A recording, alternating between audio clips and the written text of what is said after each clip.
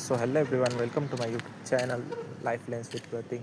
सो अभी मैं देख रहा हूँ कि सबको फैट जो ओवर वेट है तो उनको फैट लॉस वगैरह करना है। तो today's will be on fat loss only.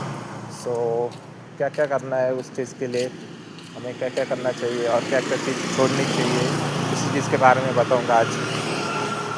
So gym में जाके वर्कआउट करते एंड देन मिलते।